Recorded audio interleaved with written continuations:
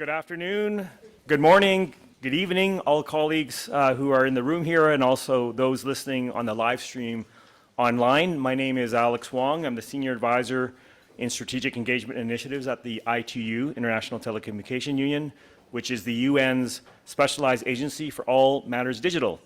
And I'm pleased here to also represent the team from UNHCR and GSMA and the government of Luxembourg who've been working on this initiative and also for this session. So it's a real honor to be here this morning. As we open the session, let me share some practical information. The event is live streamed and interpretation is available in 3 languages, English, French, and Spanish. With the QR code on the screen and on the flyers that were handed out here in the room, you have access to details on this session as well as the Connectivity for Refugees initiative. With 2.6 billion people in the world still without meaningful connectivity, more than ever before, forcibly displaced communities are articulating with urgency the importance of connectivity as a basic and fundamental need and right. This session builds on the commitments made at the Global Refugee Forum 2019 towards enhancing connectivity for refugees. And we have an excellent lineup of speakers to share the challenges, opportunities, and next steps as we advance in this critical area. We have 3 parts in this session. The first part is dedicated to the openings and messages from our Connectivity for Refugees Initiative co-chairs and funding partners, and some of the new pledges that have come in since this initiative was launched. The second part will be a panel discussion speaking on the importance of connectivity for refugees, barriers encountered, and opportunities that connectivity will be unlocking.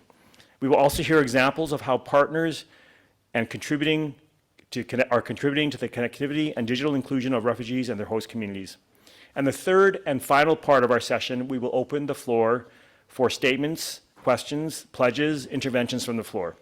And we encourage you in this part to also share your examples of things that work and how transformative partnerships, approaches, and other areas can help address the connectivity challenges and lead to sustainable outcomes for host and refugee communities. With that in mind, I'm now pleased to introduce our opening speakers that are all sitting already on the panel. We have Thomas Lamanuskis, Deputy Secretary General of the ITU, who's also a co-chair of the Connectivity for Refugee Initiative. He is representing our Secretary General, Doreen Bogdan-Martin. Our co-chair, John Giusti, President of GSMA Mobile for Development Foundation and also the Chief Regulatory Officer for GSMA. Our co-chair, His Excellency Mark Bischler, Ambassador and Permanent Representative of Luxembourg to the UN office in Geneva. Ms. Cecilia Robles, the Director General for the United Nations, International Organizations and Human Rights for the Ministry of Foreign Affairs at the EU and the Cooperation of Spain. And finally, Kelly Clements, the UNHCR Deputy High Commissioner, who will be leading us through this first part of the session. Deputy High Commissioner Kelly, over to you, please. Thank you very much, Alex. Greetings to everybody. It is really great to see so many people in the room for this event. Some of you were with us 4 years ago when we launched what was then a rather nascent idea. And it has grown, and in fact, I would say almost exploded in terms of its possibility, even in the last few months. And I'll tell you a little bit more about that in just a minute. And I don't know how many of you were in the room last night to hear the comments of our Nansen laureate. And when he was asked the question about how he was going to make sure that his mother knew that she was recognized during the event, he said, without skipping a beat, she's live streaming it. The event, that is, the Nansen Award. I think this just small example is one reason why we should be talking almost normally about why refugees, displaced, stateless, want to be connected like anyone else, like the rest of the world. The world is going digital faster than we can keep up with it.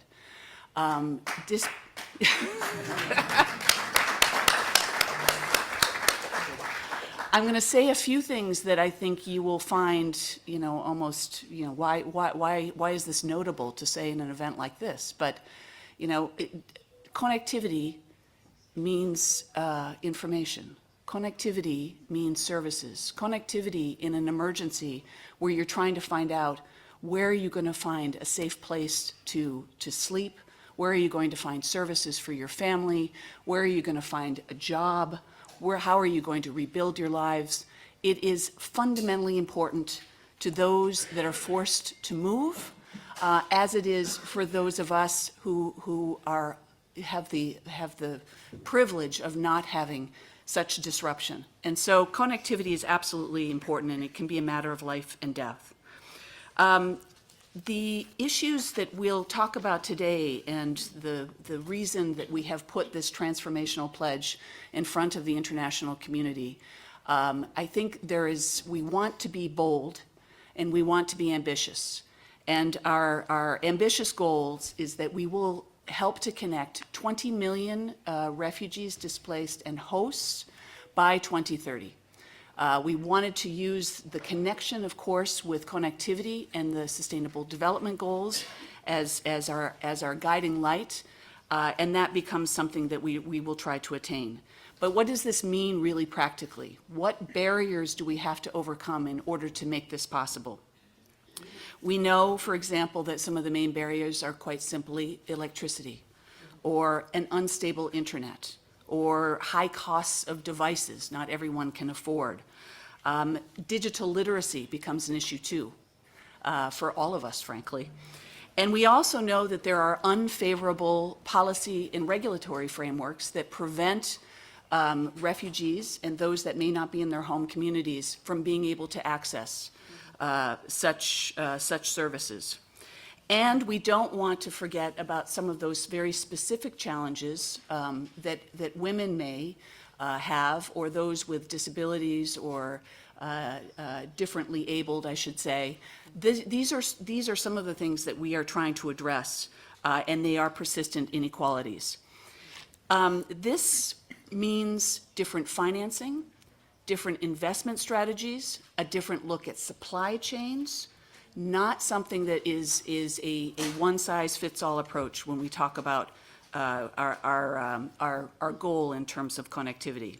So we want to raise the bar. We're going to spend the next hour plus demonstrating, challenging, hopefully getting those of you in the room that aren't already converts to be converts towards our approach. And really look at how this can mean the difference when it comes to self-reliance and inclusion, including for those that are not able to return to their homes. And we've been particularly pleased to be able to partner with ITU and the Partner to Connect. So this particular pledge and challenge that we've put in front of you, you will see on both platforms, on the Global Refugee Forum platform, but also on the Partner to Connect platform. So with this, let me turn to my ITU partner, Thomas. To start us off, I think our collaboration with ITU has been quite unusual. Some of you may have heard the statement that we made at the Partner to Connect event a couple of days ago. ITU and UNHCR may, but for some of you, be considered strange bedfellows. I would say, actually, we're unique partners. And this is something that we were able to see firsthand when I had the real privilege to go with the Secretary General, with Doreen Bogdan-Martin, to Ethiopia. We went to the Ethiopia-Somalia border, to one of the most remote parts of Ethiopia, to look at how connectivity could really make the difference for Ethiopian and Somali farmers and others in that area, with some of the challenges that I put on the table, including electricity grids that were hundreds of kilometers away. How do you use different approaches when it comes to issues of using connectivity to address what we saw were very unpredictable weather patterns and the impacts of climate and climate shocks. And there's a whole lot of potential, I think, in terms of the connections and the partnerships, including with ITU. So, Thomas, the floor is yours. Thank you very much, Kelly, and good morning, everyone. It's indeed a great pleasure to be for ITU to be partners with UNHCR, UN Refugee Agency, and I think it's definitely not, not strange bedfellows, because I think for both of us, where we really connect us by bringing, the world to most vulnerable, and the world means digital connectivity increasingly and digital empowerment, without which people cannot access education, cannot access jobs, cannot access social environments as well. So indeed, it's a great pleasure for me to be here in this Global Refugee Forum. It's a unique opportunity once in 4 years to come together, to hear from lived experiences, but also to make tangible commitments, and then hopefully look back and see how we implemented them. And regretfully, the challenges we're facing today will only get bigger, even though we're trying to fix them. So we have, natural disasters are increasing in frequency. In the last 50 years, we have 5 times more frequency in the natural disasters, and is expected by 2030 we'll have 560 natural disasters per year, middle or high impact ones that will definitely also cause regretfully more disruption to human lives. We also have conflicts around the world that we're observing now, and the picture is generally being painted is not very, let's say, optimistic. That means we need to learn how to deal with those challenges now, so to be ready to deal with potentially even bigger challenges in the future. Of course, before I start with some specific comments, I would also like to pass congratulations and greetings from Doreen Bogdans, our Secretary General of ITU. She would love to be here. She was with Kelly sharing the stage as Partner to Connect. She's now has to be in Dubai, where our World Radio Communications Conference is coming to the close. And this is a place where the world comes together to agree on how to use wireless connectivity as well as satellites and spectrum for other users. I think it's also a lot of relevance for this meeting here. I also had the pleasure to be in Dubai and just coming back over the weekend after our participation in COP28 through Green Digital Action Track, where we again showcased and aimed to boost, together with more than 40 partners, digital contribution to fighting climate crisis.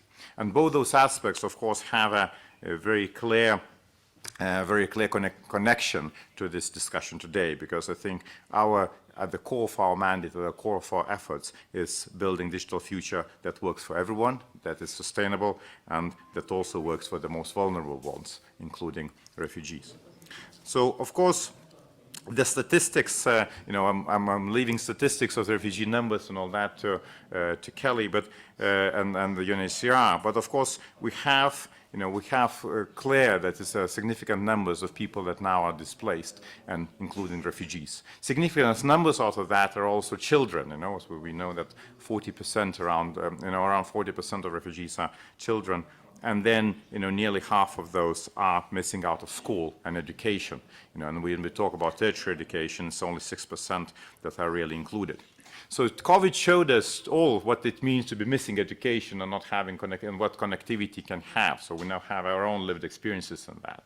And we also know now globally what an impact it is, because 500 million children estimated that missed education during COVID-19 will miss around $17 trillion in their lifetime earnings, and that's for, of course, globally, but that becomes very real, of course, to the refugee children that are missing education every day, and we have around 400,000 new children born as refugees every year as well.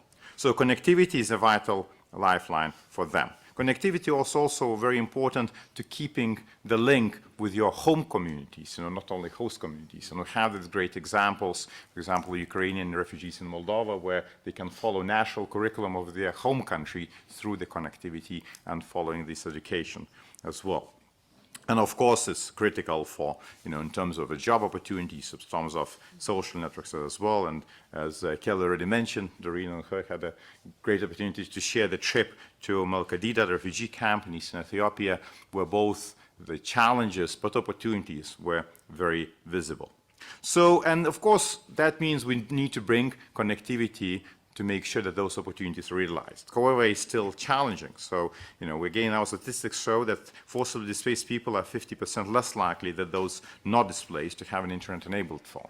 And of course, there are a number of challenges that Kelly already mentioned, what we need to tackle together to make sure that that connectivity is really reached. ITU, of course, from our own side, is doing our own work through policy and regulatory work, through broader maps, through infrastructure business planning toolkits, through other different instruments that helps plan and execute broadband investments. We're working from aspects through our Broadband Commission, such aspects as smartphone affordability, again, that of course will affect these barriers as well.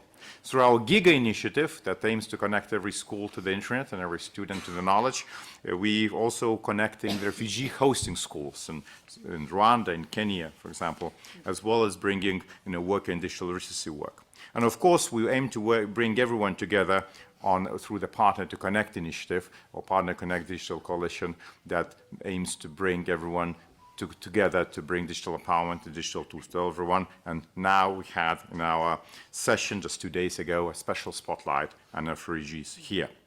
So we need, so I'm really proud here for us to really joining UNHCR and other partners in this Connectivity for Refugees initiative that aims to bring connectivity to 20 million forcibly displaced people and communities by 2030. And we, of course, as I mentioned, had a number of initiatives and a number of pledges already there in Partner to Connect. 2 days ago, one of them specifically wanted to mention is ITU and UNICEF GIGA initiatives pledge to work on a connectivity plans and mapping of the connectivity for refugees that we hope will also bring, not only determine the cost of connectivity needs that are required to fulfill that, but also bring the connectivity for refugees strongly in their national digital development plans, which is important. That integration is very important to really raise awareness of what's needed for refugees. So everyone, of course, of us has a unique opportunity to contribute, and both governments, private sector, as well as academia, and we're very happy to be of this partnership and coalition here who will step up and do that together. So thank you very much, and with that, I think back to Kelly. Thank you, Thomas. We're going to be very time challenged, and I'm going to plead forgiveness of my panel if I have to step to the next panel that I need to join, because I wanted to stay for this opening. But if we can all keep it very short, because we've got a great second panel coming up afterwards. I want to turn very quickly now to GSMA and to John, because of course, leading technology sector, you've been an instrumental partner in this journey that has gone several years now, with some of the key data that we've used now to put in place now what we see in terms of this transformational pledge. So I'm not going to spend any more time introducing. You will tell us why you are part of this panel and part of this initiative, John. Thank you. Thank you so much, Deputy High Commissioner. Please do shut me down because I could go for hours on this topic. But it's certainly a privilege to join you, ITU Deputy Secretary General, Ambassador Bischler, Director General Robles. I think you made it very clear in your opening comments that for refugees and displaced populations, connectivity is not a luxury. It is a critical lifeline. And in almost all cases today, that means a mobile phone or mobile device. And at the GSMA's Mobile for Development Foundation, we're really striving to leverage our position between the mobile industry and the humanitarian community to sort of bring that power, the reach of the mobile technology, the mobile infrastructure to address those humanitarian challenges. And we all recognize there's not any one government, there's no one agency, there's no one company that can solve these alone. So we want to use each other's strengths to move these efforts forward to maximum effect. And we've really seen great value in the partnerships we've had with the UNHCR, with the ITU, and with others here today. So we all know, and you'll know better than me, the number of refugees continue to climb in displaced populations. And I think working together really has never been more important than it is right now. We have seen real progress in the ways and the tools that we use to respond since the last time we convened. But I think that we're going to need to see more public-private cooperation, better coordination to continue through the emergency telecommunications cluster. And I think also continuing leverage the huge growth in mobile money and mobile finance tools. So let's be inspired to keep this momentum going. Across the mobile industry, we are committed to connecting everyone and everything to a better future. And I think the launch of this Connectivity for Refugees initiative in October was really an excellent way to focus our efforts. Today, mobile networks cover 95% of the world's population and connect billions of people. But despite this reach, it is all too often the case it is the most vulnerable amongst us that are the ones left behind. So early data from our research on the humanitarian mobile coverage gap indicates that forcibly displaced populations are up to 40% less likely to live in areas covered by mobile networks and more likely to be reliant on older 2G networks. As we finalize this research, we'll publish it in the new year, but I think we need to look holistically. I'm really excited also that other connectivity partners, I know Eutelsat OneWeb is here in the room, we need to be working together across the communities to bring all of this together. I think the point was made that the digital divide for refugees is even greater when we look at women in displacement. And our research shows that access to mobile phones are a lifeline for women and girls. And across low middle income countries, there are far fewer women that have access to mobile devices than men. But we're working very specifically on ideas on how to tackle this. We've looked at case studies in Lebanon, South Sudan, and Papua New Guinea. Through our UK government-funded Mobile for Humanitarian Innovation program, we've already reached 11 million people, many of them forcibly displaced, and I'm really excited about the targets we have for this initiative here. So increasingly, I think, and I was really pleased also the way that you at UNHCR and the dinner there on the private sector, really trying to bring the role of the private sector into supporting humanitarian response, because I think we can play a distinct but complementary role to the UN and government partners. So I want to personally thank you for that. And I'm mindful of time. Let me try to wrap up here. I think that, well, really to close, I think that the ideas that come out of today's discussion, we want to build on those. We also are grateful for the pledges that are already announced through the GRF platform, through the ITU's Partner to Connect initiative as well. And many of those are also from our mobile member operator companies. But I encourage others in the private sector and other public sector partners to join the initiative. For our part, we will use our own platforms, such as Mobile World Congress Barcelona, that will bring together all the major leaders from the tech sector to expand the visibility of this initiative. And Director General Robles, hopefully we can do more in Spain together at that event. So thank you again to UNHCR, the ITU, the government of Luxembourg, and Spain. So let's work hand in hand to sort of move the needle forward and really help these populations with the tools they need through digital. John, that was fabulous. I know that everybody was taking careful note, and hopefully we can make some of the materials, including what you didn't say or said very, very quickly that people want to ensure to take down, we'll make that available as part of the record of this meeting, because it's too important to lose that. So thank you very much. I'm going to turn very quickly to Ambassador Bichler. I have to just say, Luxembourg, you've been with us on this Connectivity for Refugees initiative from the very beginning. Thank you. And it's not just this initiative. You've helped us respond very quickly in emergency circumstances. The support you provide to the telecoms, the cluster, in terms of that kind of connectivity for us to be able to communicate with each other, but also, importantly, with the people that we're serving with and for. So thank you for that. Over to you. Thank you so much, Kelly. That's very kind to mention that. It is indeed a great pleasure to work with all of you on these issues. And it's my great pleasure also to be part of this event today on the Connectivity for Refugee initiatives and deliver some remarks from the Luxembourg side on the journey, as you called it, that we have all embarked on. Luxembourg's commitment to support UNHCR's connectivity program started in 2019 and has led to a successful partnership with UNHCR's very effective innovation service. I would like to commend the innovations team, hard work, dedication, commitment, and they have been really instrumental in shaping the Connectivity for Refugee initiative. And I would like to extend also Luxembourg's sincere appreciation to the ITU, of course, the GSMA, and for the efficient and good collaboration over the past months. I think in an effective multi-stakeholder approach, dare I say, Kelly, with a tongue in cheek, there's no such a thing as a strange bedfellows. It is indeed the experiences from different backgrounds that come together and make for effective collaborations. And so it is indeed in this consortium that we have laid the groundwork and prepared for the journey ahead, and it is now time to start a broader collective effort to help bridge the connectivity gap for the displaced people. As Kelly and Thomas had pointed out already, in today's interconnected world, access to reliable, affordable internet connectivity has become a fundamental necessity. It not only provides a lifeline for communication, but also opens up a world of opportunities. Education, healthcare, livelihoods, and social inclusion have been mentioned already. However, And we all know that access to connectivity for displaced people remains a significant challenge for the moment. This connectivity gap limits ability to connect with loved ones, access vital information, and participate fully in society. So let me emphasize that connecting displaced people is not just about providing them with the physical infrastructure and access to technology. Very importantly so, it is also about restoring their dignity, empowering them, and giving them a sense of belonging. It is about recognizing their potential and enabling them to rebuild their lives and contribute to the societies that host them.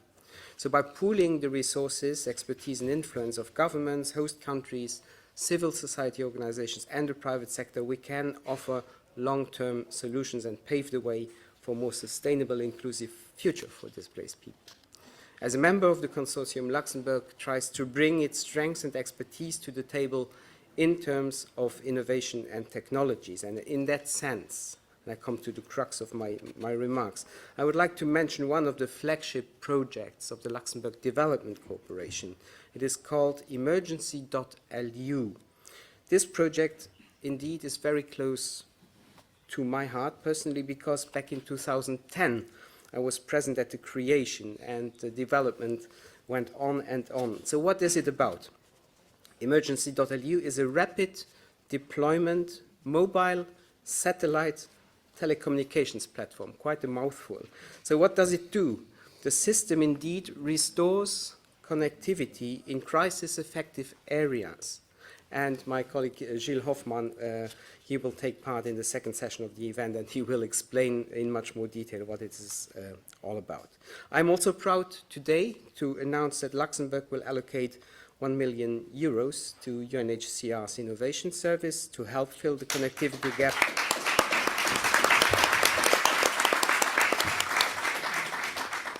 To help fill the connectivity gap for displaced people, and we are committed to providing political support in this initiative. And let me conclude by hoping that we can altogether trigger a lasting impact on the lives of refugees through enhanced connectivities. I thank you for your attention. Thank you. Thank you, Your Excellency. I'm the new Kelly. My name is Hovig. First, I really want to thank the government of Luxembourg because you trusted in us when we were launching this a number of years ago.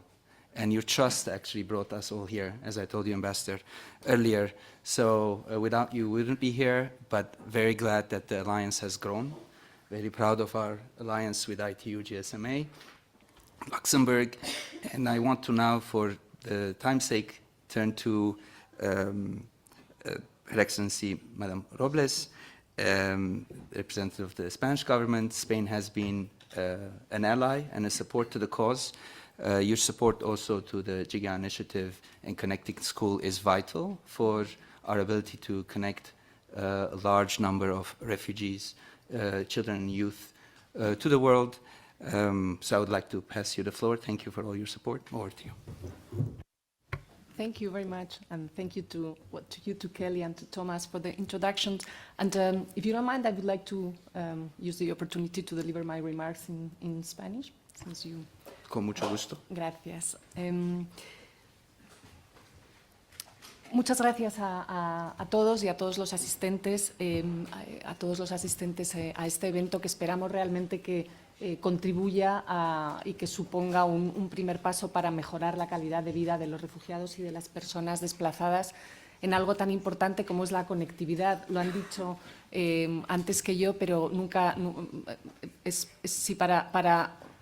para aquellos de nosotros que tenemos la fortuna de llevar unas vidas que no están marcadas por el conflicto ni por la crisis, y pensamos que la conectividad es una parte indispensable de nuestras vidas, es realmente difícil sobreestimar la importancia que tiene para aquellos que han sido amputados y separados de sus familias, de sus comunidades, sus escuelas, sus lugares de trabajo.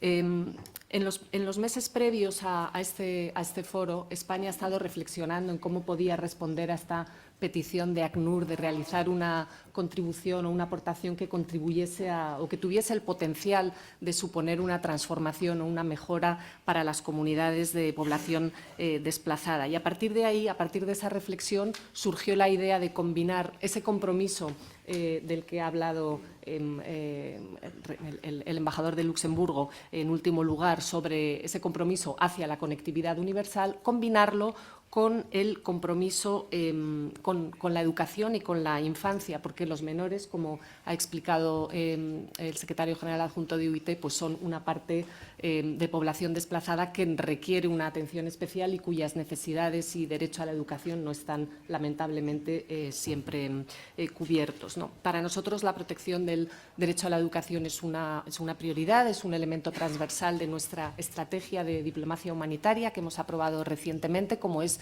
la protección de las escuelas en conflicto.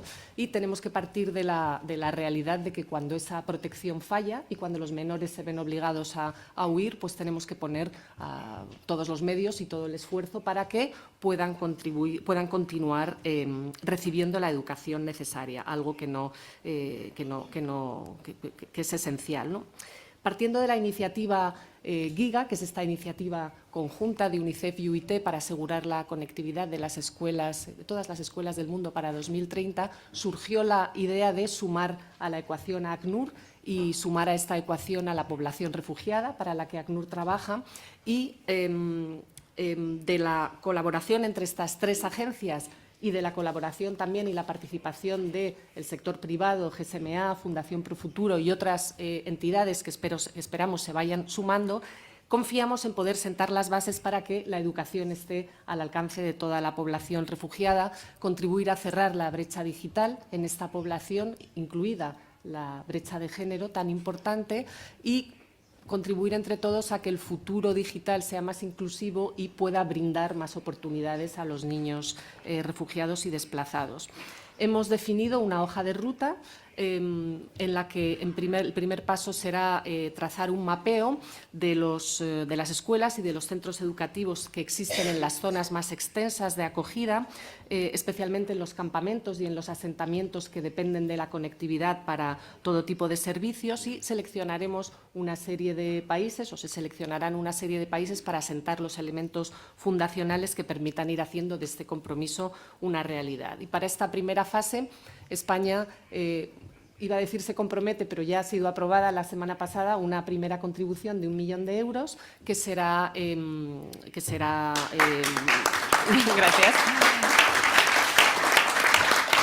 a la que se dará continuidad en sucesivos ejercicios. Estas contribuciones, y ya concluyo, se utilizarán, como decía, para establecer los elementos fundacionales, para proporcionar soluciones de conectividad significativas.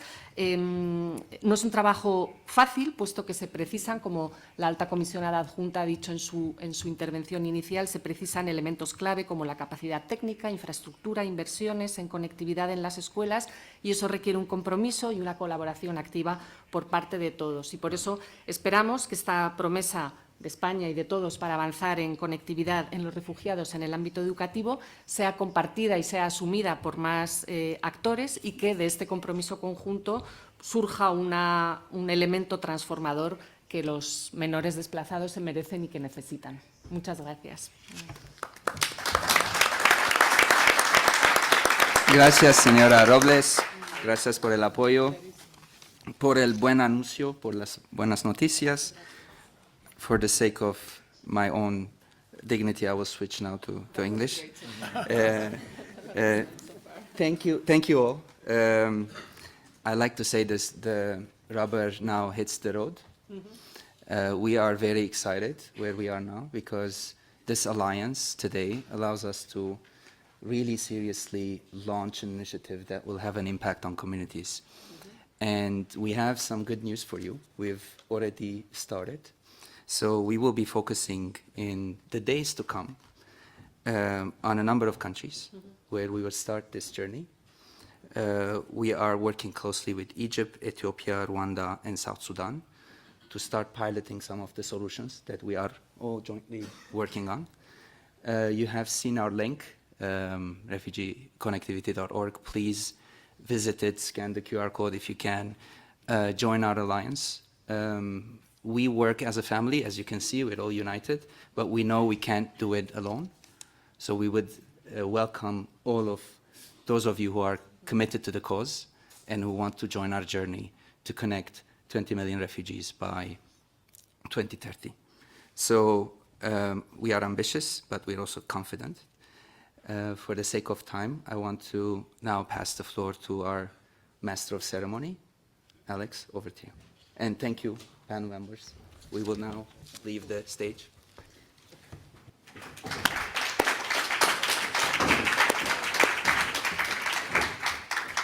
Excellent, thank you very much. So we've got a high bar already set.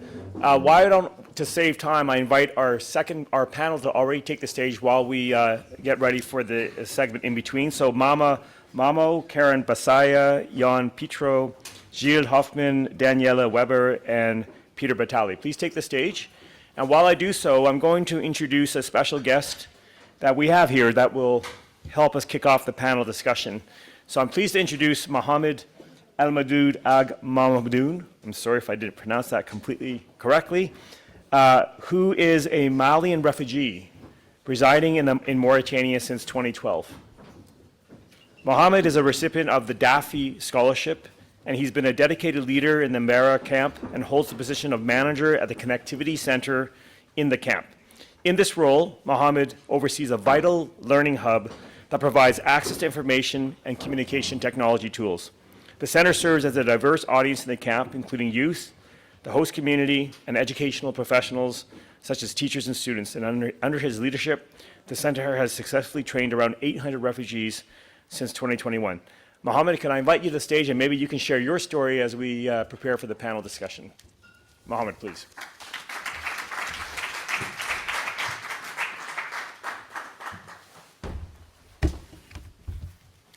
Assalamu alaikum.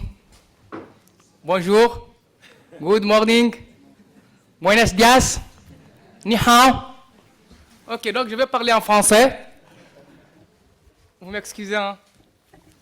Donc, comme il a déjà expliqué, je suis ancien. Je suis venu du camp d'Embera, en Mauritanie. Je suis ancien bénéficiaire de la bourse d'AFI, donc fruit de l'UNHCR et de la coopération Allemagne. Avant que le réfugié soit connecté, il faut qu'il soit d'abord instruit.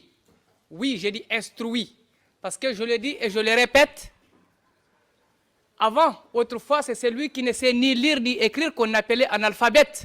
Et c'est dans nos jours, c'est celui qui ne maîtrise pas les outils de la technologie qu'on appelle analphabète. Même s'il biche tout ce que Molière a écrit, il est analphabète s'il ne maîtrise pas les outils de la technologie, de l'information et de la communication. La connectivité est cruciale pour le réfugié à plusieurs niveaux, car elle peut avoir un impact significatif sur divers aspects de leur vie, tels que la communication familiale, l'éducation, l'accès à des services humanitaires, opportunités d'emploi et soutien psychologique. Cependant, il est important de comprendre que le Starlink est l'une des meilleures solutions pour couvrir certains camps un peu reculés et loin des lignes téléphoniques. Parce qu'il y en a, le camp où je viens, c'est un camp qui est dans le désert, loin des villes et loin des lignes téléphoniques. Et de l'Internet. Et l'amélioration de l'accès de connectivité fait partie des initiatives visant à améliorer la vie des réfugiés dans le monde entier. Je vous remercie.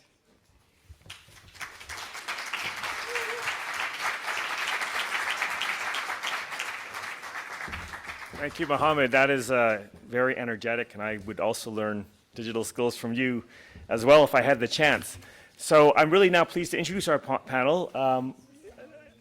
I think the screen with the speakers will come up shortly. Maha Mamo, who's an author, a global speaker on human rights, activist.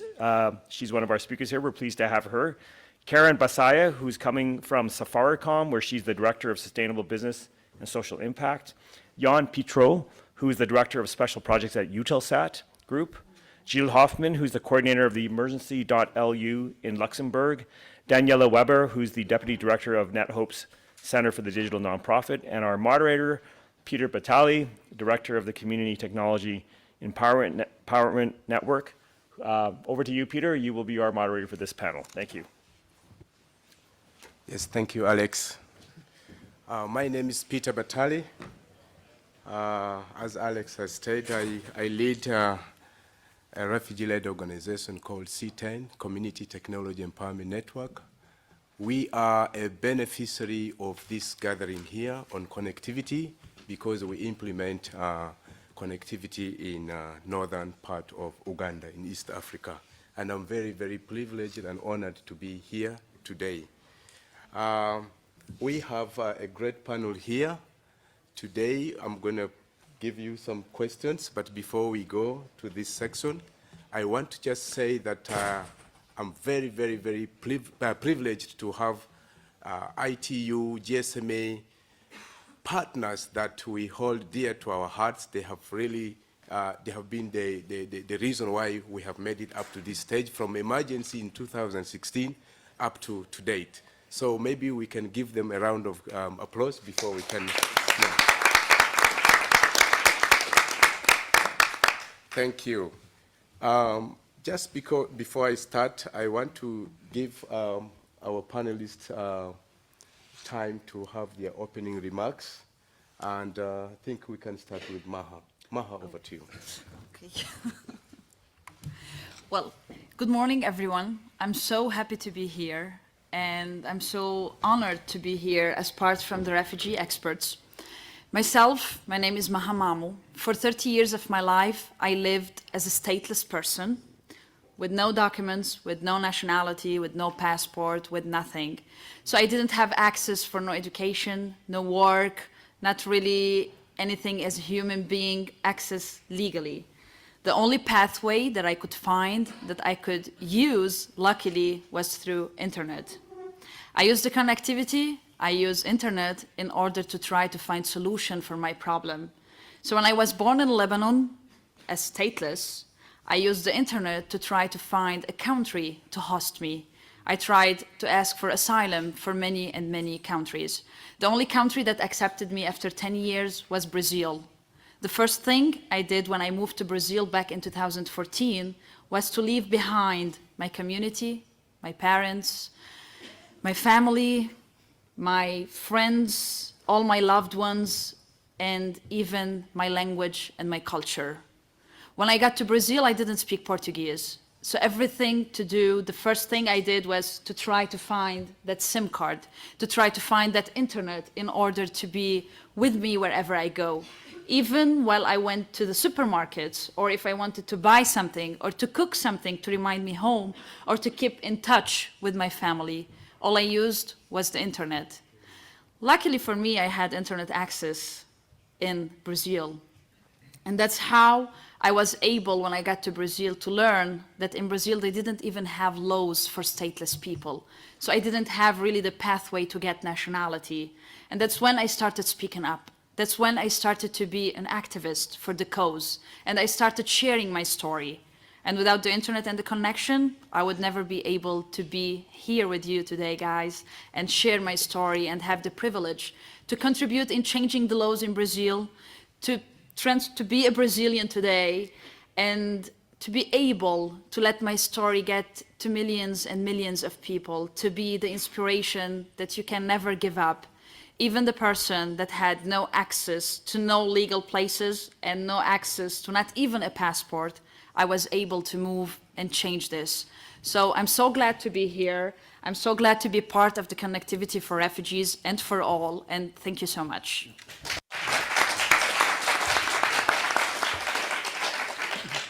And now we go to Jan Petro. Okay, Over to you. Okay, sorry. My micro is better like this. Okay, it's a pleasure to be there, and of course to be with you, of course, and to leave me the floor and to give the opportunity to be part of this global refugee led by UNHCR. So we are Eutelsat OneWeb. So we are a multi-orbit operators. And somebody before talked about a new startup whose name is SpaceX. I never heard about this. No, just kidding. Sorry. What is very important is that, of course, the solution has totally changed. So we are clearly making the change as a multi-orbit operators. And so we change at the main actor across the telecom pivot in the satellite industry. So we're moving from the selling raw capacity to broadcasters in the videos to be more about connectivity. Connectivity, that means to find the right way, the right connectivity service for each vertical. On my side, I'm fully involved every day to really make the right service and the right offers to the European Unions and UN agencies on the fields. So we have clearly a geo-orbit satellite where we can maybe give ubiquity, resiliency, capacity. And on the other side, we have now the low orbit, low latency satellites, where we have, of course, the low latency, but the high throughput capacities that we can bring and provide. And with this mix and with this hybrid effort, we have really something to bring and to support for to the UN agency and at the end to the refugees. And what I can say, maybe I can just take a simple examples. If you take doctors, you can collaborate seamlessly with hospital and the specialist, even on the remote area and where you cannot find the signals on the trickiest locations. So thanks to these new constellations, low latency constellations that we are currently providing, and we can provide and support, of course, connectivity on the field, we clearly, yes, at the end, support medical persons on the fields with the right, of course, medical diagnostics, emergency responses that people are expecting. And so this is key and crucial, because behind that, we talk about saving lives. More than just giving Wi-Fi connectivity, of course, to the refugees, we say that we really try to bring continuity of services thanks to the partners that we have on the fields and who are connected to all the UN agencies. And so that is, of course, that is essentials. And where, just another point was very important, innovation is key, and clearly the space segments has moved a lot.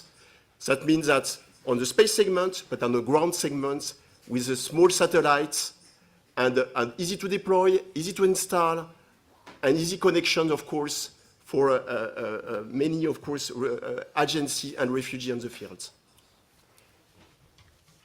Thank you for that. And we switch to Daniela. Daniela, over to you. Thank you very much. It's a pleasure and an honor to be here. NetHope has been a catalyst for impact for over 20 years, working with our over 60 NGO members and our technology partners, and we're bridging the new digital divide.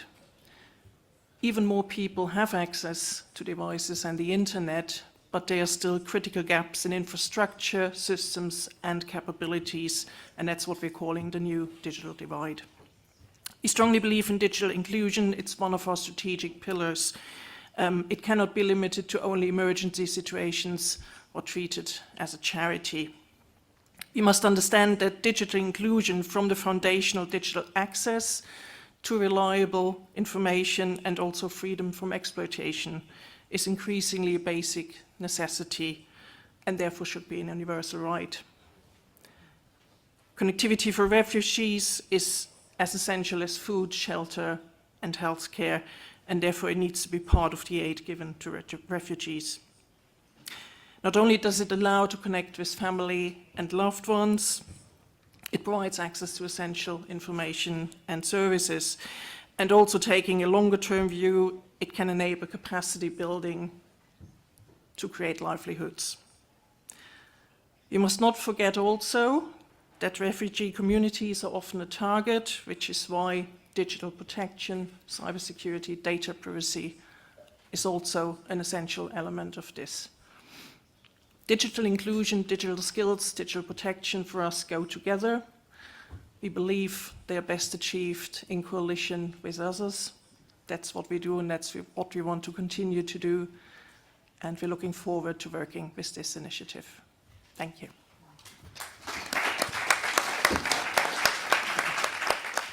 Thank you, Daniela.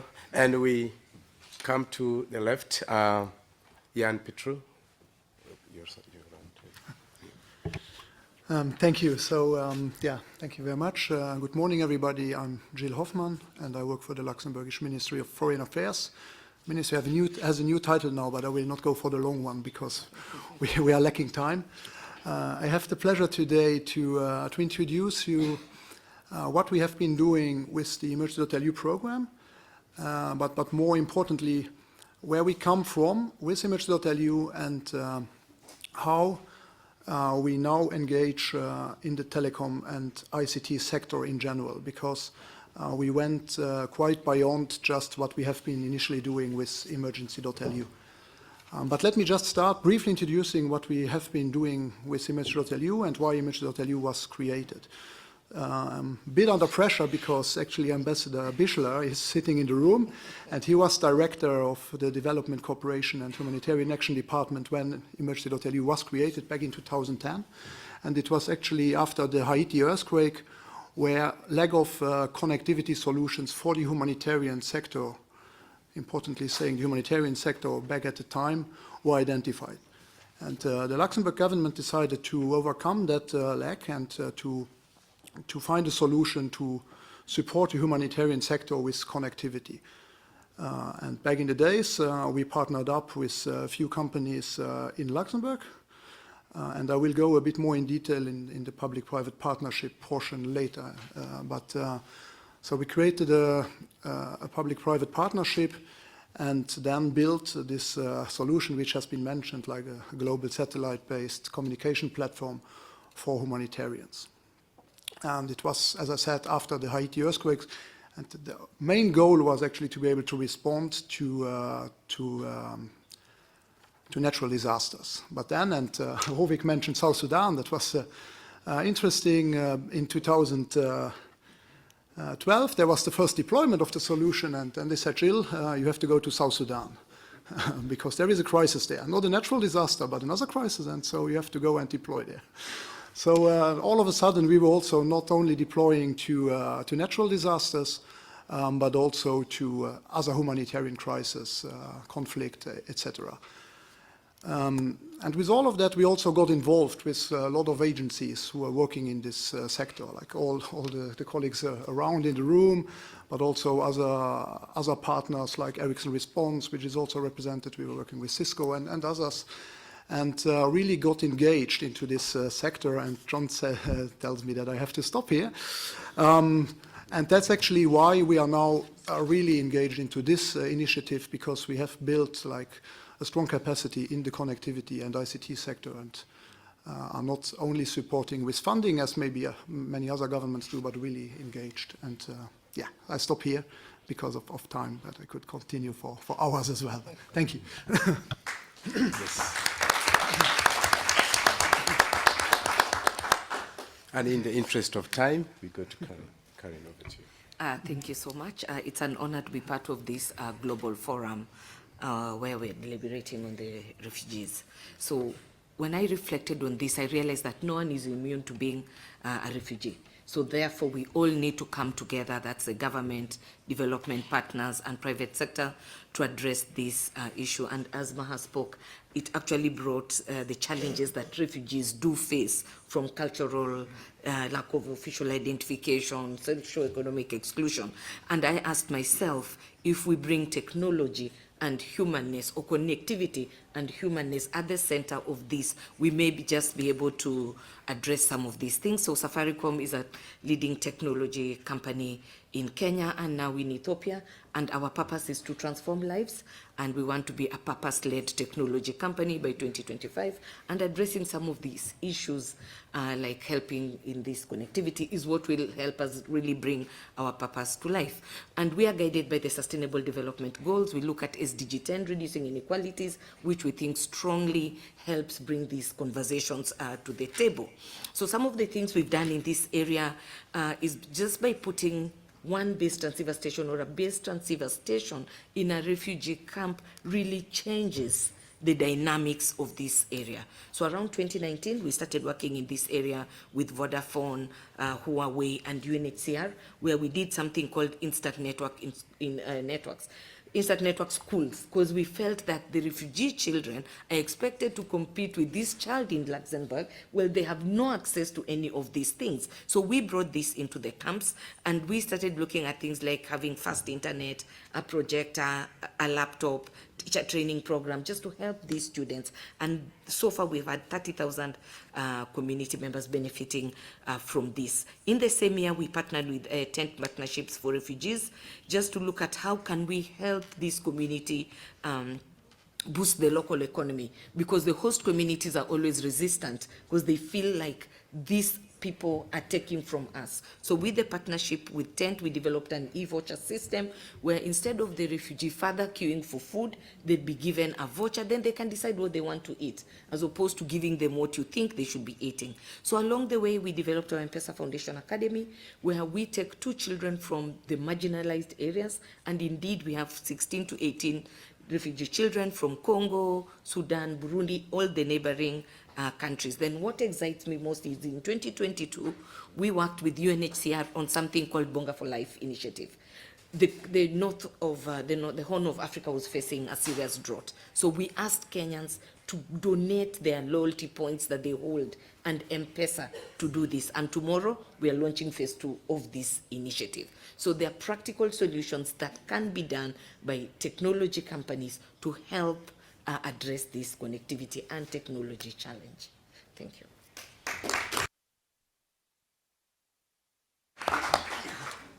And just before I start with follow-up questions, I think that this panel has been really amazing. They have amazing stories and amazing efforts. Let's give them one more round of clap, and then I have not really known where to start from, but I think that following Maha's story, very amazing, and thank you for being very resilient. Maha, thanks for your inspiring story. We would love to hear more about how connectivity has shaped your life. How do you think it can have an impact on refugees as we move to a more digital world? Thank you. Well, I shared a little bit about how technology shaped my life for the limited time. Usually I do speak for an hour, so. But what I would add is, today I exist, today I belong, I'm Brazilian. The way that I'm looking for to shape the future in my life is how I'm contributing and what I'm doing. So as my story became global, I had the opportunity with the UNHCR to meet some other communities that they are stateless and they are refugees.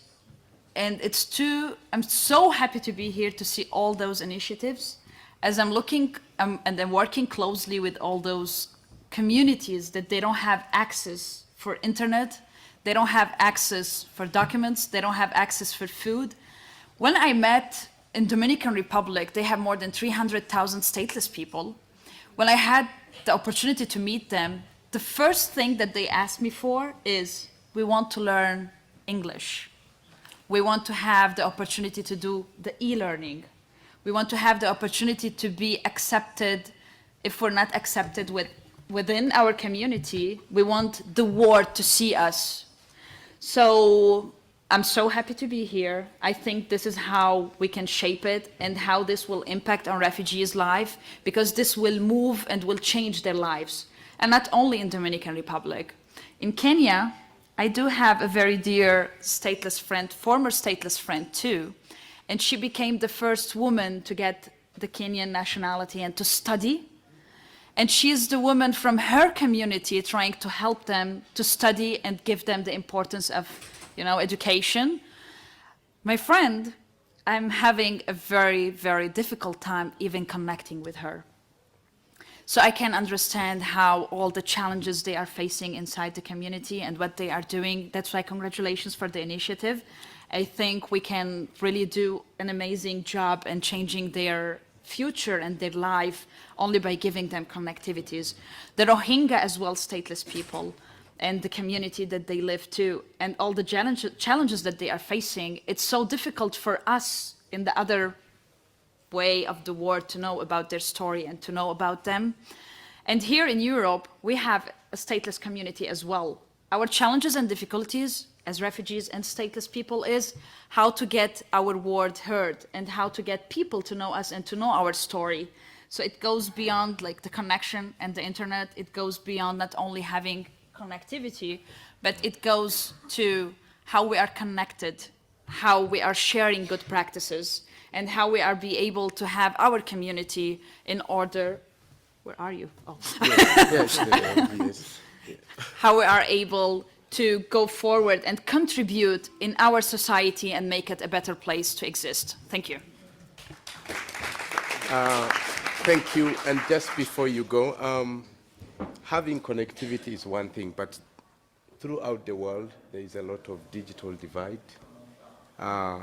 Refugees and forcibly displaced and stateless people like you before, rather than having what? Sorry, my question just got mixed up here. Yes, refugees, displaced and stateless people are diverse rather than homogeneous.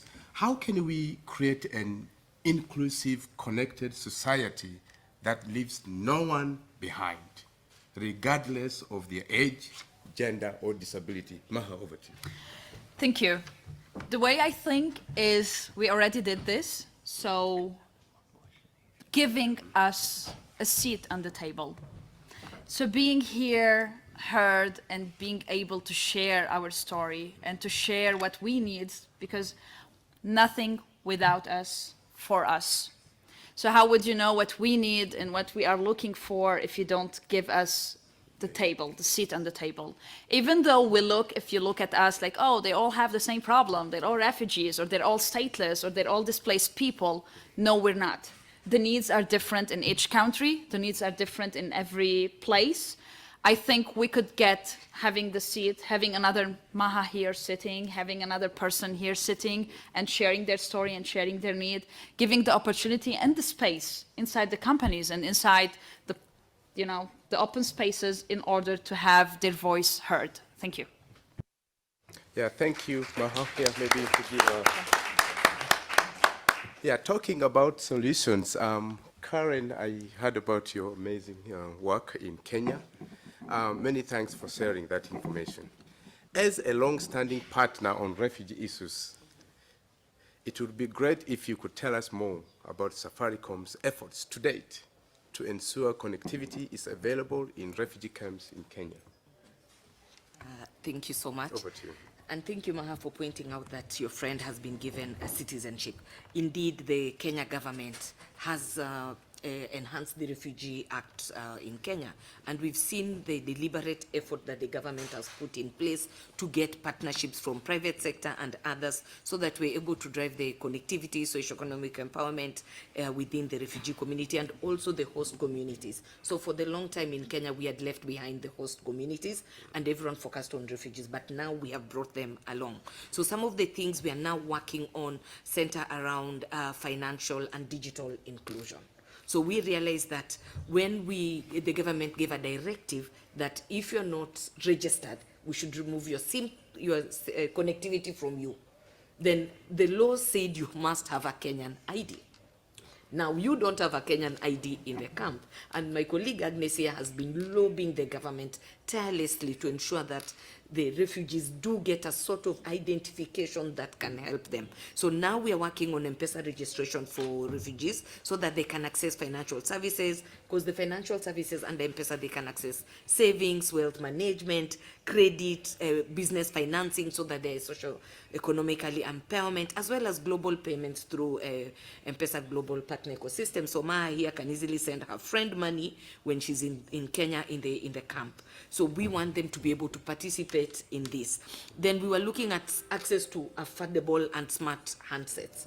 And we realized that this was a main barrier to accessing connectivity and accessing the beautiful world that the digital world offers. So we have opened our own assembly factory in Kenya to bring the cost of handset devices down. Now what we can do is lobby to have some of these handsets, when we subsidize more, designated for refugees. That we haven't done, and I see an opportunity in that space on what we can do.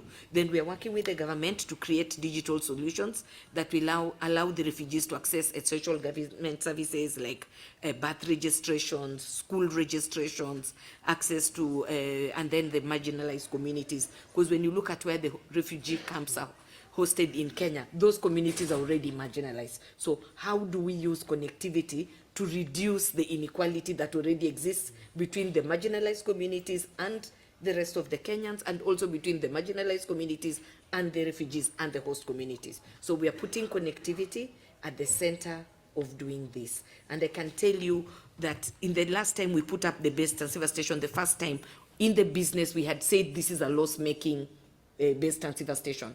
But shock unto us, it became one of the top revenue earners, because the refugees, when you run, you don't start running with your family. You try to find each other at some point.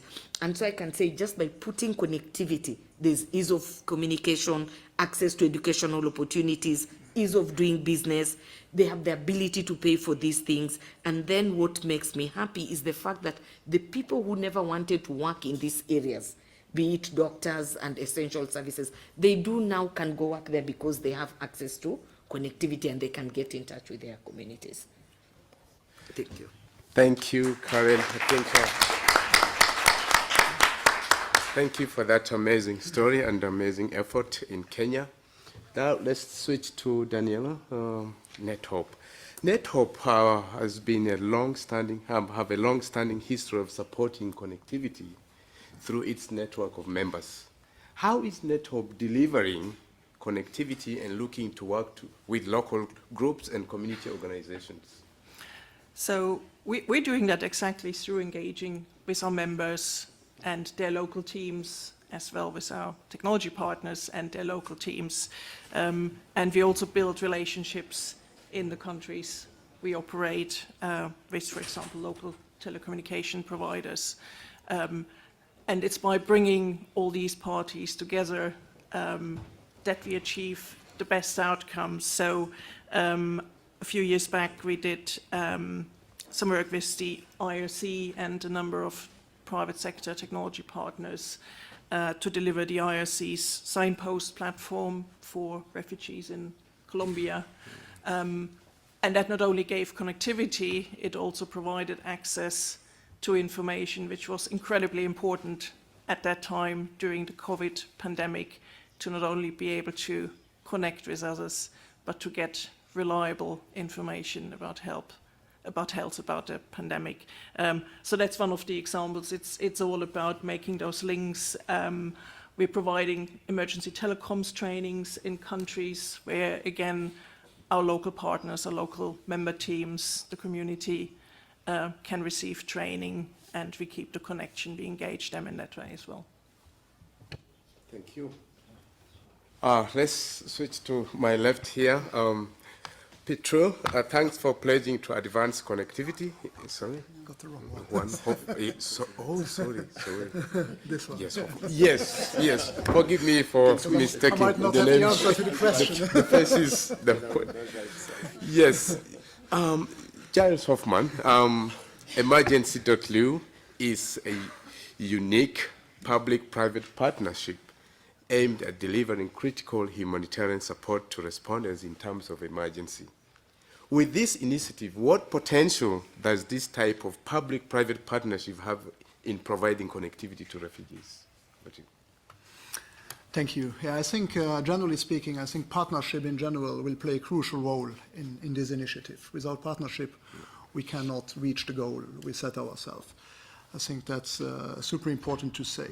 With Emergency.lu, as you said, Emergency.lu, the program today, is a public-private partnership, and it was actually a quite innovative way of doing things back in 2010, when actually the government of Luxembourg, as a kind of man in the middle, partnered up with the private sector, the Luxembourg private sector at the time, on one side, to bring their expertise and their services in, and with humanitarian organizations on the other side, who were the recipients of the services.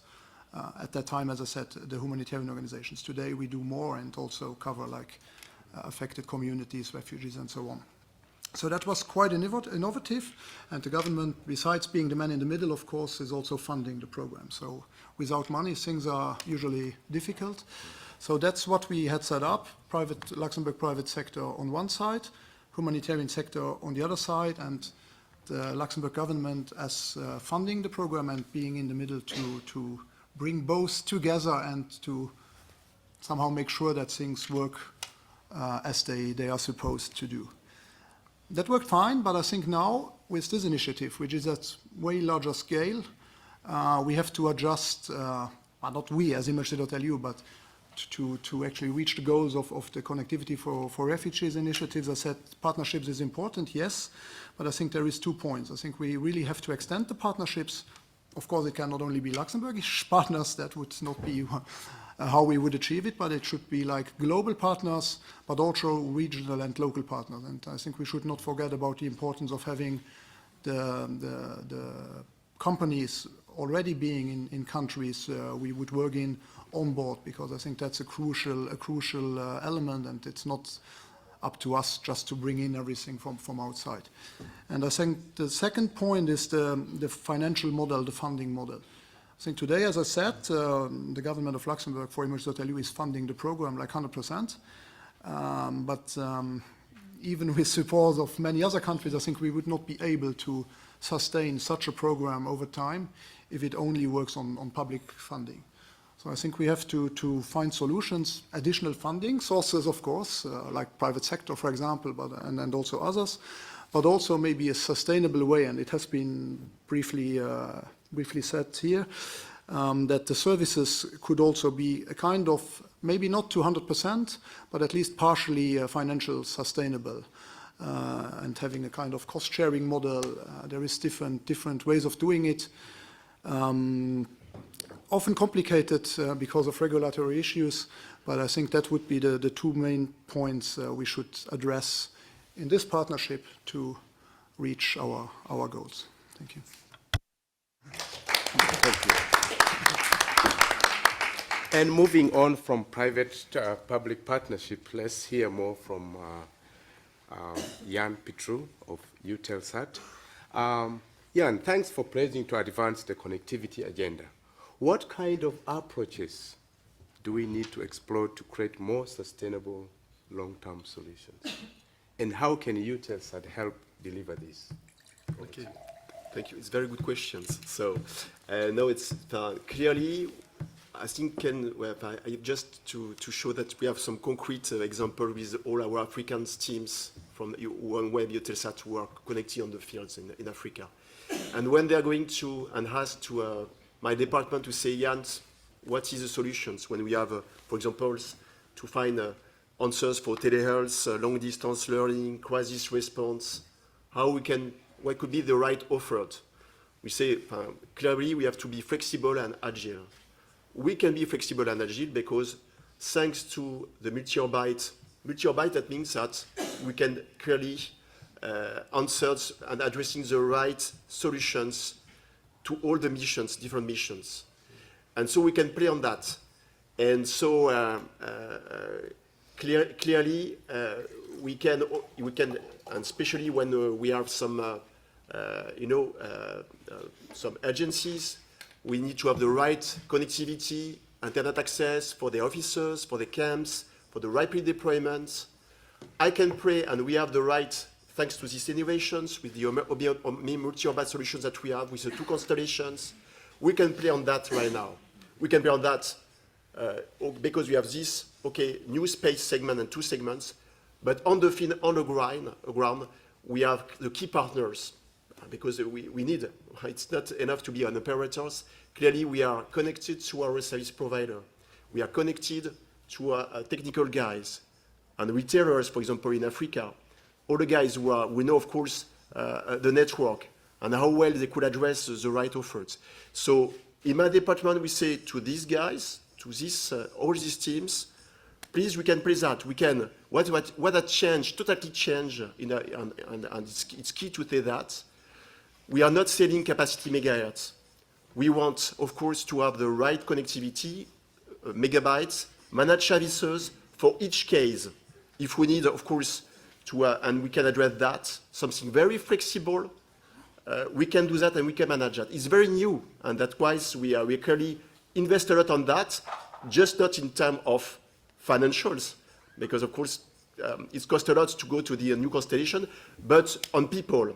People, of course, on the fields, to have the right competency, skills, to give the right access, right connectivity for each use cases, thanks to this multi-orbit and addressing, and of course, and ski to go to and give the right response to all the missions that are expecting and the response expecting from the UN agency and all the people who are clearly on the field.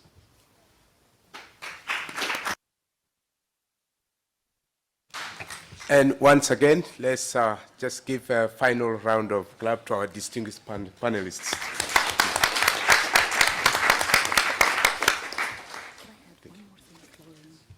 And just one more, Alex, one message from Maha. Yes, Maha. Sorry, Alex. It's really fast. Just one thing, one fast thing. That my message is, when you look to refugees, stateless, displaced people as a potential, then you will not worry on how you're going to fund this in the future. All we need is a little push.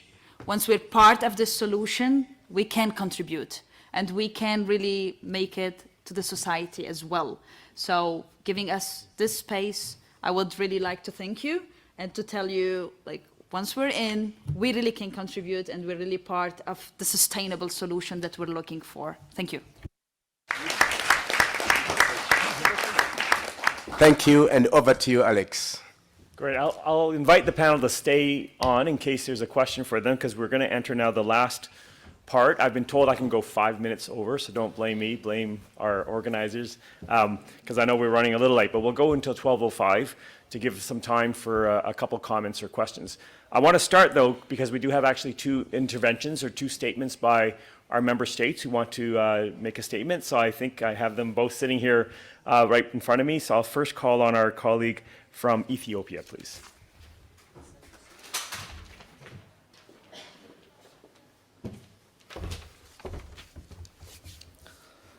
Thank you, dear moderator. Thank you, speakers, excellencies, ladies and gentlemen. It is a pleasure to join you all here. At the outset, let me express my gratitude to each and every one of you for attending this important high-level event. The government of the Federal Democratic Republic of Ethiopia is committed to enhancing the national digital infrastructure to facilitate refugees' access to civil registration and documentation, digital economy, digitally enabled livelihood opportunities, and socio-economic e-services. Civil registration and documentation would enhance the quality and accessibility of vital records, including births, deaths, marriage, and divorce certificates for refugees, and is expected to improve refugee protection, access to rights, and their overall well-being in Ethiopia. Digital connectivity and financial inclusion in refugee hosting areas helps promote financial inclusion, entrepreneurship, remote work, and digital skills. The goal is to provide digital financial services that enable refugees and hosts to securely save, borrow, insure, remit, and transact money, thereby fostering economic empowerment and resilience. Integration of e-government services for refugees helps streamline service delivery, reduce the time and cost related with accessing services, enhance the protection and solutions available to refugees, and prevent fraud associated with paper-based documentation by linking the refugee digital request and complaint system with e-services provided by various government departments. As a signatory to the 1951 Refugee Convention and or the 1954 Statelessness Convention, Ethiopia is committed to standardizing refugee convention travel documents by addressing capacity limitations and issuing mission-readable travel documents that comply with international standards. This standardization will enhance the refugees' freedom of movement, facilitate their access to solutions, including complementary pathways, mitigate risks of forgery, and ensure compliance with international travel documents requirements. In order to realize this pledge, the government of the Federal Democratic Republic of Ethiopia is committed to work with a wide range of partners, including governments, international organizations, the private sector, NGOs, and relevant stakeholders. Ethiopian Hands for Humanity. I thank you.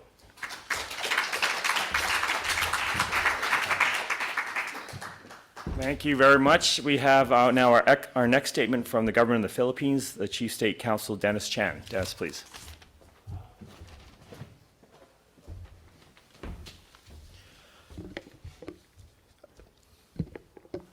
Thank you to the organizers and panelists for leading the discussions on this often overlooked issue of connectivity.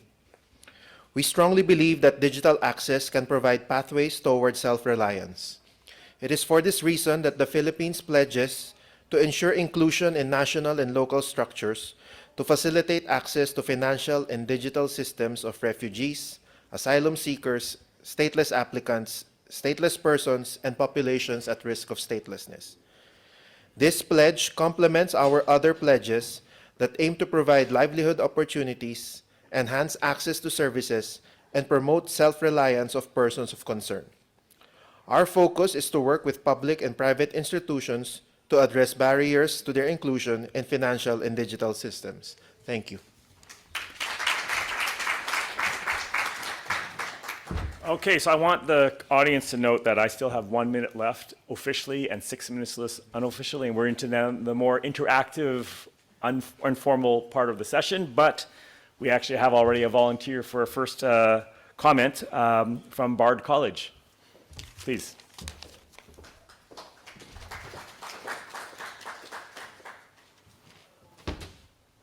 Hi, I'm here to announce a pledge that's related to technology and connectivity. So, as indicated, I'm here representing Bard College and also the Open Society University Network, as well as a key technological partner of ours, D2L. D2L is a global learning technology company committed to transforming the way the world learns, with an emphasis on deepening human connection and strengthening bonds between learners and educators. In recognition of the need to better support the specific education needs of refugees, including through innovative approaches such as blended learning and connected education, D2L will invest resources, technology, and time to support the OSUN Hubs for Connected Learning pipeline model for 150 students to begin with in Dadaab refugee camp. Using connected learning, this pipeline pilot will equip students with the necessary critical thinking, analysis, and digital literacy skills in preparation for higher education and labor pathways, and is a critical step in supporting refugee self-reliance. Thank you.